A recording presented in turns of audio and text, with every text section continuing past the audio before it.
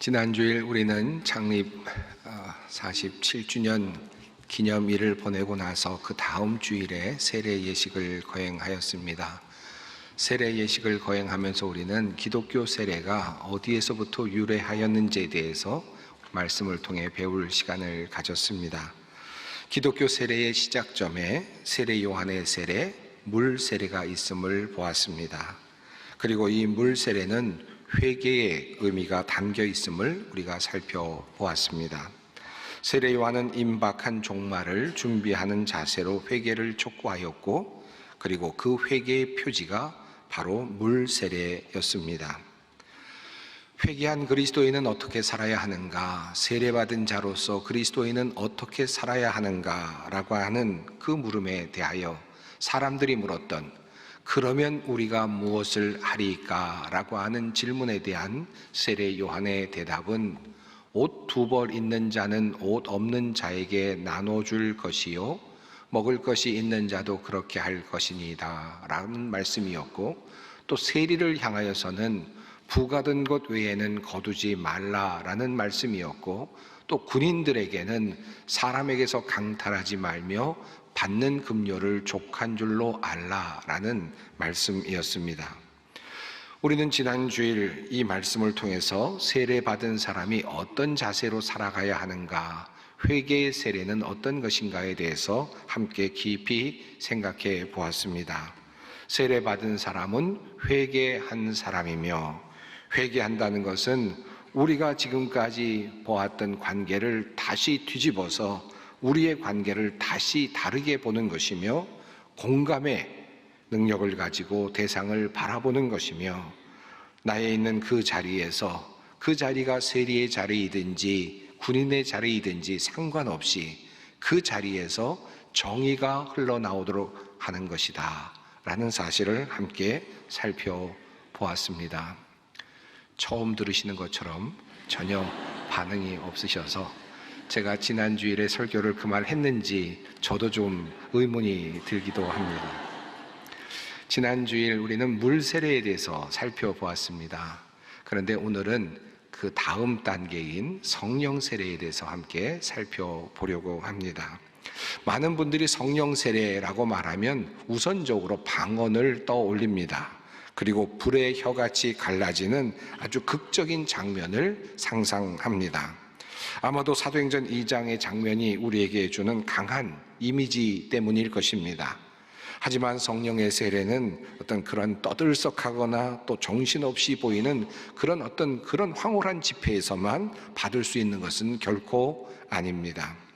하나님께서 사도행전에서 성도들이 모였을 때 2장에서 극적인 장면을 연출하시면서 성령의 임재를 보여주신 이유는 예수님께서 말씀하셨던 대로 그 일이 성령의 임재가 이루어졌음을 모든 사람들에게 분명하게 확증하시기 위함이었습니다. 자, 그렇다면 성령의 세례는 무엇일까? 그리고 성령의 세례를 받으면 어떤 일이 일어날까? 성령을 받았다는 증거는 무엇일까? 하는 질문으로 한번 나아가 봅니다. 많은 사람들이 또 어떤 가르침 중에는 성령을 받았다는 증거가 방언이다라고 가르치는 분들도 있습니다만은, 물론은 때로 성령 받음의 증거로 방언이 나타날 수는 있지만 항상 방언이 나타나는 것은 아닙니다. 그렇다면 성령 세례를 받았다는 가장 기본적인 증거는 무엇일까요? 내가 성령 세례를 받았다고 알 수 있는 가장 중요한, 그리고 누구에게나 나타나는 그 분명한 그 현상은 어떤 것일까? 이 질문을 가지고 한번 오늘의 본문을 따라가 보려고 합니다. 성령 세례와 관련된 많은 본문들이 있지만 오늘 본문 말씀은 예수님께서 성령의 세례를 받으시는 장면입니다. 우리는 이 장면에서 성령 세례가 어떤 것인지 그 성격을 보다 더 깊이 알 수 있습니다. 오늘 본문을 예수님께서 이렇게 말씀을 하십니다.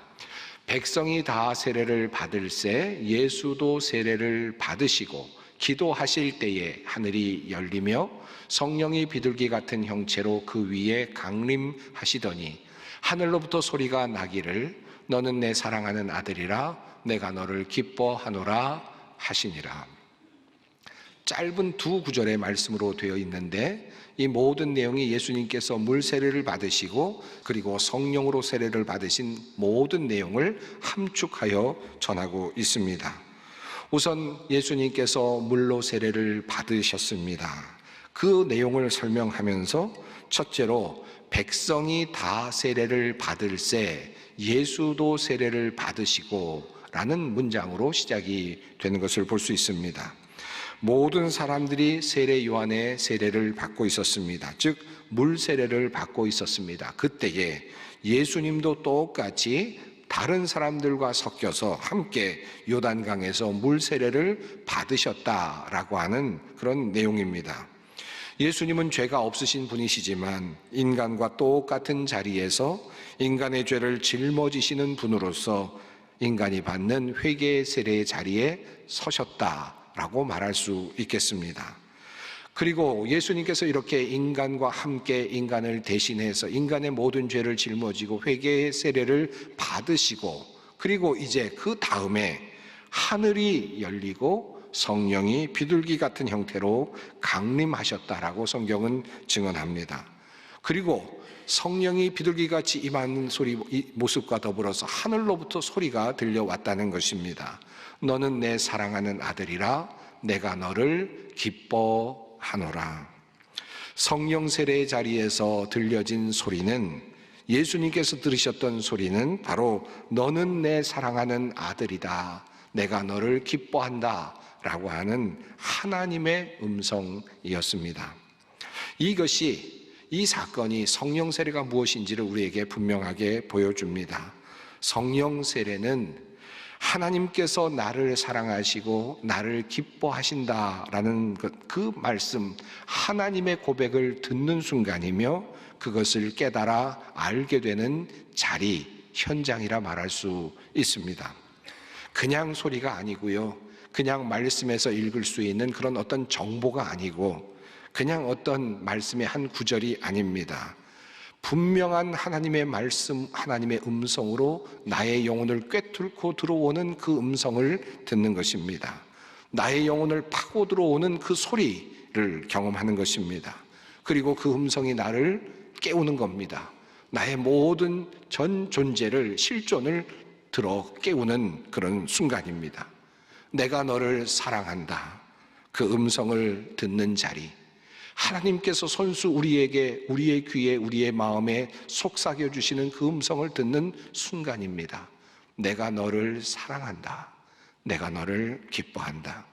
이 소리를 듣는 순간이 성령 세례의 순간입니다. 예수님이 그러하셨습니다. 그리고 예수님을 따라 성령의 세례를 받는 모든 사람들이 그 음성을 듣습니다. 내가 성령 세례를 받았는가? 이 질문을 그러므로 바꾸어서 이렇게 물을 수 있습니다. 나는 내 인생 삶의 여정 속에서 하나님께서 정말 나를 사랑하신다는 그 음성을 나는 들었는가? 하나님께서 나를 정말 사랑하신다는 그 목소리를 내가 듣고 함께 그 음성에 반응한 적이 있는가? 그 하나님의 사랑이 나를 지금도 움직이고 있는가? 그 질문을 던져보시면은 내가 성령 세례를 받았는가? 아직 받지 못했는가? 가늠하실 수 있을 것입니다. 예수님께서 세례를 받으셨을 때도 그런 경험을 하지 않으셨을까요? 물론 예수님은 이미 자기 자신이 하나님의 아들이시라는 사실을 이미 알고 계셨습니다마는 세례의 자리에서 공적으로 다시 한번 확증을 하셨습니다. 그리고 그 세례를 따르는 모든 그리스도인들은 성령의 세례를 받는 그 자리에서 바로 그 하나님의 음성을 듣습니다. 너는 내 딸이다, 내 아들이다, 내가 너를 기뻐한다. 이 음성이 복음이 되고 그리고 이 음성이 기쁨이 되고 이 소리가 환희가 됩니다. 여러분 그 소리 들어보셨습니까? 아직 안 들렸습니까? 여러분 그 소리를 꼭 들으시길 바랍니다. 여러분의 실존으로 다가와서 속삭여 주시는 주님의 그 목소리를 꼭 들으시기를 바랍니다. 여러분, 우리가 잘 아는 요한복음 3장 16절 말씀이 있죠. 하나님이 세상을 이처럼 사랑하사 독생자를 주셨으니 이는 그를 믿는 자마다 멸망하지 않고 영생을 얻게 하려 하심이라. 여러분, 이 문장이 어떻게 보이십니까? 세상을 향한 예수님의 놀라운 업적으로 보이십니까? 그리고 어떤 우리가 잘 알고 있는 신학적인 진리, 지식으로 보이십니까? 이 말씀을 읽는 순간에 하나님이 세상을 이라고 하는 이 말에 세상이 아니고 나라는 말로 바뀌어질 때, 그리고 그것이 느껴질 때, 하나님은 나를 위해서 이 땅에 오셨다. 하나님께서 나를 위해서 예수님을 이 땅에 보내주셨다. 하나님이 나를 사랑하신다라고 하는 이 말씀으로 이 말씀이 느껴질 때 우리는 진정 성령 받았다라고 말할 수 있을 것입니다. 이 말씀이 나를 향한 말씀으로 받아들여지게 될 때 바로 우리는 성령의 은혜를 누리게 되는 것입니다. 이것이 바로 성령 받은 사람의 모습이라 할 수 있습니다. 자, 이렇게 하나님의 사랑받는 자녀로서의 확증, 이 성령 세례의 그 순간은 우리를 또 다른 단계로 이끌어 갑니다. 예수님은 훗날 세례를 받으신 다음에 자기 자신이 받으신 세례를 기억하시면서, 그리고 말씀으로 이사야서를 인용하시면서 이렇게 말씀하셨습니다. 주의 성령이 내게 임하셨으니 이는 가난한 자에게 복음을 전하게 하시려고 내게 기름을 부으시고 나를 보내사 포로된 자에게 자유를, 눈먼 자에게 다시 보게 함을 전파하며 눌린 자를 자유롭게 하고 주의 은혜의 해를 전파하게 하려 하심이라 하였더라. 이 말씀을 읽으시고 이 말씀이 오늘 응하였다라고 그렇게 선언하셨습니다. 주님은 하나님의 성령이 임하셨을 때, 하나님께서 자신에게 성령을 부어주셨을 때 하나님께서 자신에게 기름을 부으셨다라고 그렇게 고백합니다. 그리고 그것을 확신하였습니다.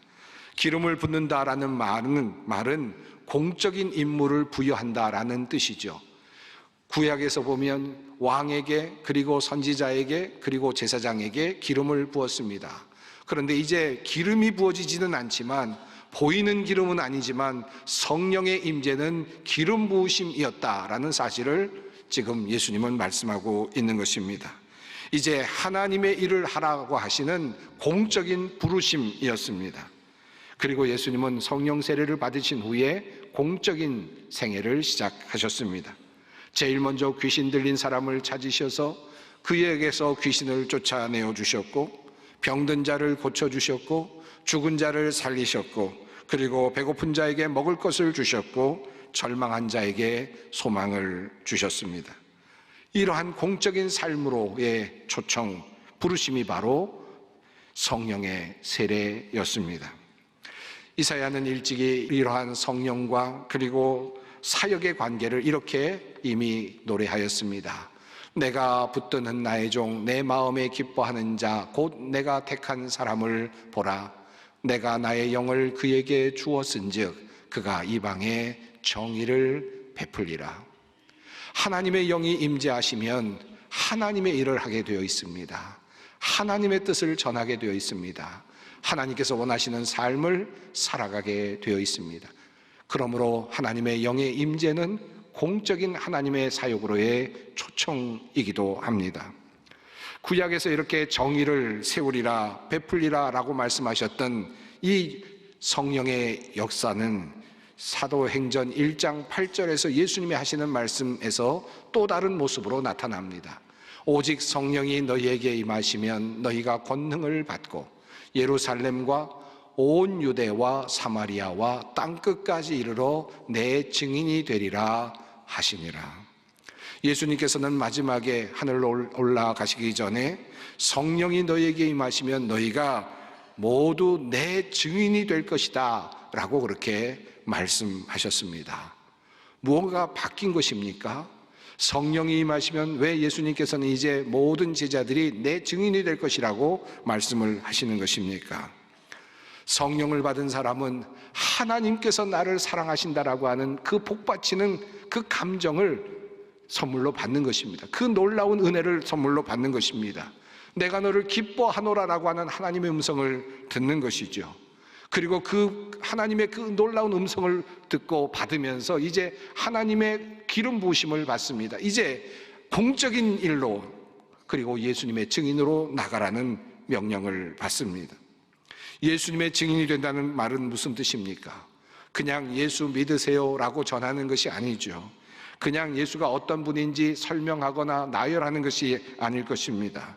그 예수가 어떤 일을 나에게 하셨는지, 그 예수의 존재가 하나님께서 나를 얼마나 사랑하신다는 것에 대한 증거인지를 우리가 깨달았기에 그것을 사람들에게 증언하는 것입니다. 그것을 알리는 것입니다. 모든 다른 사람들에게도 하나님이 당신을 사랑하십니다, 하나님께서 당신을 기뻐하십니다라는 사실을 알려주는 것입니다. 이것이 바로 전도이고, 이것이 복음의 선포이고, 그리고 바로 이것이 성령 받은 사람이 하는 일입니다. 너는 내 아들이다, 내가 너를 기뻐한다. 이 말씀을 듣고 감동을 하는 사람들이, 이 말씀을 듣고 다른 사람들도 이 말씀을 들을 수 있도록 나아가서 전하는 것, 이것이 바로 성령 받은 사람들이 하는 공적 임무이고 기름 부으심입니다. 자, 그렇다면 우리는 어떻게 이 성령의 세례를 받을 수 있을까요? 많은 분들이 그러면 나도 성령 세례를 받았나? 아니면 나는 아직 못 받았나? 이렇게 생각을 하실 겁니다. 자, 우선 물로 세례를 받는 자리로 나아가는 것이 중요합니다. 왜 우리가 물로 세례를 받습니까? 물로 세례를 받는 것은 우리의 의지를 사용할 수 있는 영역입니다. 여러분 생각해 보십시오. 유대인들이 이제 요단강에서 베풀어지고 있는 그 세례 요한의 세례를 받기 위해서 어떤 생각을 했을까요? 나도 내려가야 되겠다. 광야를 거쳐서 요단강까지 스스로 결단하고 내려가죠. 그리고 그곳에 내려가서 세례 요한의 말씀을 들었겠죠. 회개하라 라고 하는 말씀도 들으면서 마음의 찔림도 얻었겠죠. 그럼에도 불구하고 그냥 돌아가자 라고 할 수도 있었겠지만 그들은 결단하고 회개의 세례를 받았습니다. 물로 세례를 받았습니다. 그리고 삶을 바꾸라고 하는 하나님의 명령도 들었습니다. 그런데 이 모든 과정은 내가 참여할 수 있는 영역입니다. 내가 스스로 결단할 수 있는 영역이죠. 내가 세례를 받으러 나아갈 수 있고, 내가 스스로 결정할 수 있고, 그리고 나서 나의 삶을 조정하고 조율할 수 있고 결정할 수 있습니다. 그러므로 물세례의 모든 과정은 내가 참여할 수 있는 영역이 분명하게 드러납니다. 그러나 성령 세례의 경우는 그렇지 않습니다. 성령 세례는 하늘이 열려야 하고, 그리고 하나님께서 성령을 우리에게 부어 주셔야만 합니다. 내가 원한다고 가질 수가 없고, 내가 차지할 수가 없고, 내가 뺏어올 수도 없는 것입니다. 하나님께서 우리에게 선물로 주셔야만 하는 것이죠. 자, 그렇다면 우리는 어떻게 이 성령을 받을 수 있겠습니까? 성령 세례는 어떻게 받을 수 있습니까? 제일 첫 번째 단계로 우리가 가장 손쉬우면서도 가장 기본적인 것이 있습니다. 그것은 바로 물 세례를 받는 것입니다. 예수님께서도 이미 보여주셨던 것처럼 예수님께서 인간의 모든 죄들을 같이 짊어지시고 그 물 세례를 받으셨던 것처럼, 예수님께서 물 세례를 받으셨을 때 성령 세례가 함께 임재하셨던 것처럼 우리도 물 세례를 받음으로 성령 세례를 기대하는 것입니다. 그러므로 우리가 물 세례를 받습니다.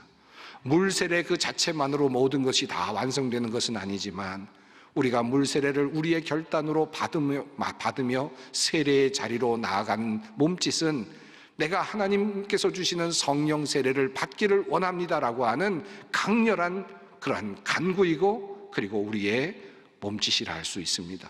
그러므로 우리는 물 세례를 반드시 받아야만 하는 것입니다. 물 세례를 통하여 우리는 진정한 하나님의 성령의 세례를 경험할 수 있기 때문입니다. 자, 그럼에도 불구하고 내가 물 세례를 받은 지 오래되었는데 아직까지 성령 세례를 받지 못했다, 하나님이 나를 사랑한다는 말조차도 들어본 적이 없다, 그렇게 생각하시는 분들이 있다면 어떻게 해야 되겠습니까? 이제 물 세례를 받은 사람으로서 이제 어떤 삶을 살아야 합니까? 어떻게 성령 세례를 기대해야 합니까? 예수님께서 하늘로 올라가시면서 이런 말씀을 하셨습니다. 예루살렘을 떠나지 말고 내게서 들은 바 아버지께서 약속하신 것을 기다리라. 다시 말하면 성령의 세례를 기다리라는 말씀입니다. 약속을 붙잡고, 하나님께서 예수님을 통하여 주신 그 약속의 말씀을 붙잡고 기다리라는 말씀입니다. 성령 세례를 주시겠다고 약속하신 그 말씀 붙잡고 기다리라는 뜻입니다. 자, 그런데 그냥 마냥 기다리면 되겠습니까? 그저 하는 일 마음대로 하고 그저 아무런 생각도 하지 않고 기다리기만 하면 되는 것입니까? 그렇지는 않습니다. 오늘 특별히 누가복음은 우리에게 매우 중요한 한 가지, 어떻게 기다려야 되는지에 대한 중요한 힌트를 우리에게 알려주고 있습니다. 이것은 누가복음에만 나오고 있는 아주 특별한 관점이기도 합니다. 하나님께서는 누가복음을 통해서 성령 세례를 받는 법을 우리에게 가르쳐 주고 계십니다. 우선 우리가 잘 알고 있는 기도와 관련된 누가복음의 말씀을 읽어봅니다. 내가 또 너희에게 이르노니 구하라 그러면 너희에게 주실 것이요, 찾으라 그러면 찾아낼 것이요, 문을 두드리라 그러면 너희에게 열릴 것이니 너희가 악할지라도 좋은 것을 자식에게 줄 알거든 하물며 너희 하늘 아버지께서 구하는 자에게 성령을 주시지 않겠느냐 하시니라. 다른 복음서에는 구하라 그러면 주실 것이다 라는 말씀으로 끝이 납니다마는 누가복음만큼은 구하는 자에게 성령을 주시지 않겠느냐라고 말씀하시면서 성령을 구할 것을 우리에게 알려주고 있습니다. 다시 말하면 성령 세례는 구하는 자가 받는다, 기도하는 자가 받는다라는 것입니다. 그저 기다리는 것이 아니라 기도하며 기다리는 자가 성령의 세례를 받을 것입니다. 그리고 이 말씀은 구하는 자에게 성령을 주시지 않겠느냐, 반드시 받을 것이다, 구하는 자는 반드시 성령의 세례를 경험하게 될 것이다 라고 하는 확증의 말씀이기도 합니다. 그런데 오늘 본문에도 사실은 그 힌트가 들어 있습니다. 누가복음 오늘 본문 말씀, 이 짧은 본문에도 기도에 대한 힌트가 들어 있습니다. 한번 읽어봅니다. 백성이 다 세례를 받을새 예수도 세례를 받으시고 기도하실 때에 하늘이 열리며. 다른 복음서는 예수님께서 올라오실 때 하늘이 열렸다라고만 기록합니다. 그런데 누가는 분명하게도 그 중간에 매우 중요한 한 가지를 우리에게 알려주고 있습니다. 기도하실 때 성령이 임하셨다. 기도와 성령은 함께 연결되어 있음을 우리에게 알려주고 있습니다. 사랑하는 성도 여러분, 물로 세례를 받은 사람은 성령으로 세례를 받을 것입니다. 그리고 그 성령의 세례는 우리의 삶을 완전히 바꾸어 놓을 것입니다. 하나님께서 나를 사랑하신다는 그 감격으로 살아가게 될 것입니다. 나의 전 존재가 바뀌는 경험을 하게 될 것입니다. 너는 내 사랑하는 딸, 내 사랑하는 아들이라는 이 말씀, 내가 너를 기뻐하노라는 이 주님의 말씀을 붙들고 살아가는 사람이 성령 받은 사람입니다. 그리고 이 놀라운 비밀을 다른 사람들에게 기쁘게 전하는 사람이 바로 성령 받은 사람입니다. 우리 소망의 모든 성도들이 이 성령 받은 사람으로, 성령 세례 받은 사람으로 기쁘게 살아가고 또 복음을 증거하는 증인으로 살아갈 수 있기를 간절히 바랍니다.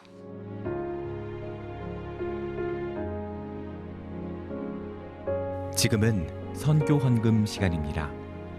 이 예배를 통해 삶 가운데 은혜와 회복이 충만하시길 간절히 기도합니다.